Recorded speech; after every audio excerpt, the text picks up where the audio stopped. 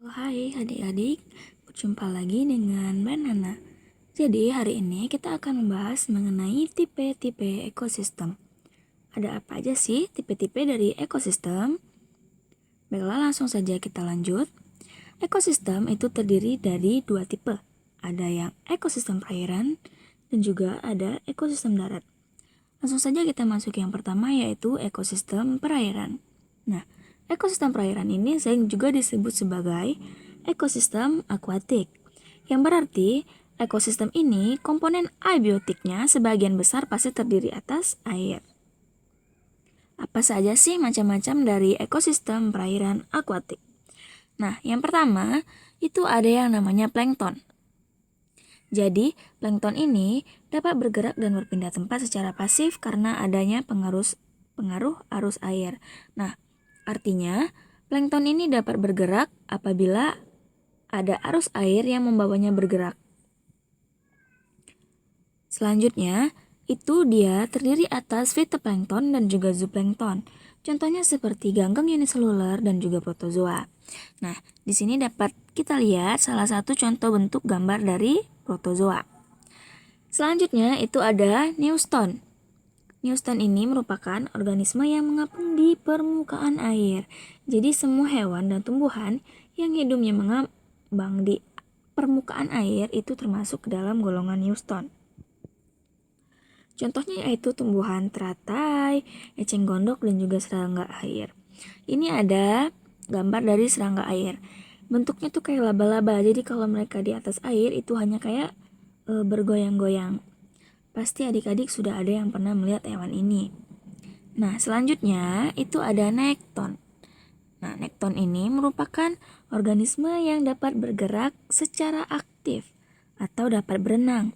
Jadi, harus ketahui perbedaan antara nekton dan plankton. Kalau plankton itu dia membutuhkan arus air untuk bergerak, sedangkan nekton dia dapat bergerak secara aktif dengan cara berenang. Contohnya seperti ikan dan juga katak.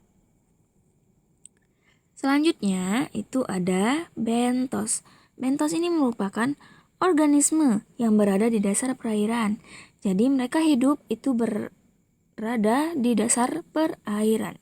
Seperti kepiting, cacing, dan juga ganggang.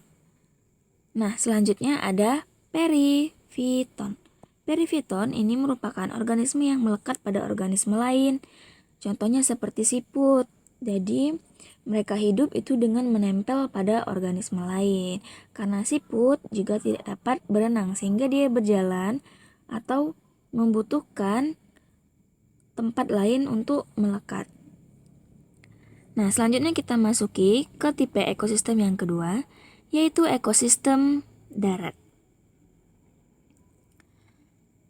Di sini Mbak akan menjelaskan beberapa contoh dari ekosistem darat. Nah, yang pertama itu ada hutan hujan tropis. Apa sih hutan hujan tropis? Jadi hutan hujan tropis ini dia itu terdapat pada wilayah khatulistiwa seperti lembah sungai Amazon, lembah sungai Kongo, Amerika Serikat, dan juga Asia Tenggara. Nah, Asia Tenggara ini misalnya seperti negeri kita Indonesia, Thailand, dan juga Malaysia. Jadi perlu kita ingat bahwa pada hutan hujan tropis dia memiliki curah hujan yang sangat tinggi, antara 200 sampai dengan 450 per tahun. Sedangkan mataharinya bersinar sepanjang tahun dengan suhu lingkungan antara 21 sampai 30 derajat Celcius. Dan pohon-pohon tumbuh tinggi, mencapai 55 meter, dan dia itu membentuk kanopi atau tudung. Jadi pohon-pohon pada hutan hujan tropis ini dia menutupi tumbuhan yang berada di bawah tumbuhan tinggi tersebut. Nah, tumbuhan yang terdapat di bagian dasar hutan itu bisa berupa semak belukar, tumbuhan liana atau tumbuhan merambat, dan juga tumbuhan epifit atau tumbuhan yang menempel seperti rotan dan juga anggrek. Nah, hewan yang dapat ditemukan itu seperti burung, kelelawar, monyet, ular, dan juga tupai. Selanjutnya itu ada sabana. Sabana ini hampir mirip dengan padang rumput, namun dia diselingi dengan pohon-pohon dan terdapat di daerah tropis dengan curah hujan 90-150. Sabana ada dua macam. Yang pertama sabana murni, artinya hanya terdapat satu jenis pohon saja. Yang kedua, sabana campuran, terdapat beberapa jenis pohon. Nah, jenis tumbuhan yang dapat ditemukan di sabana itu pastinya adalah rumput, eukaliptus, dan pohon akasia. Sedangkan hewan yang dapat dijumpai seperti serangga, rayap, kuda, gajah, zebra, macan tutul, dan singa. Selanjutnya adalah gurun. Siapa yang nggak tahu gurun? Pasti semuanya tahu gurun, yaitu padang luas yang tandus dan cenderung memiliki warna yang coklat. Contoh gurun yaitu seperti gurun Gobi di Asia dan gurun Sahara yang berada di Afrika.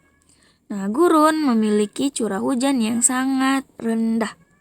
Keadaan tanahnya juga sangat tandus dan tidak dapat menyimpan air.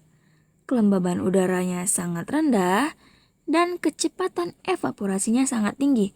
Hal ini yang mengakibatkan tanah yang berada di gurun menjadi tandus. Suhunya juga bisa sangat panas. Di beberapa gurun, pada siang hari mencapai 60 derajat Celcius dan malam hari bisa 0 derajat Celcius saja.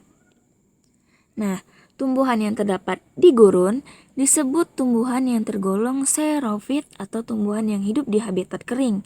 Contohnya seperti tumbuhan kaktus dan sukulen. Jadi, kaktus dan sukulen ini merupakan tumbuhan yang dapat menyimpan cadangan air. Jadi, walaupun dia kekeringan dalam waktu beberapa lama, mereka tidak mudah mati. Sedangkan hewan yang dapat hidup di gurun itu ada semut, kalajengking, kadal, ular, tikus, burung, dan juga unta. Selanjutnya yaitu ada hutan gugur. Nah, sesuai namanya, hutan gugur ini tumbuhannya akan gugur di saat tertentu. Jadi, hutan gugur ini terdapat di daerah yang mengalami 4 musim. Musim panas, musim semi, musim dingin, dan tentunya musim gugur. Curah hujannya merata sepanjang tahun. Tumbuhannya umumnya berdaun lebar, seperti oak dan maple. Dari layar dapat dilihat, ini adalah merupakan contoh dari daun maple. Pada musim dingin, tumbuhan mengalami gugur, sedangkan pada musim panas, daun bersemi kembali.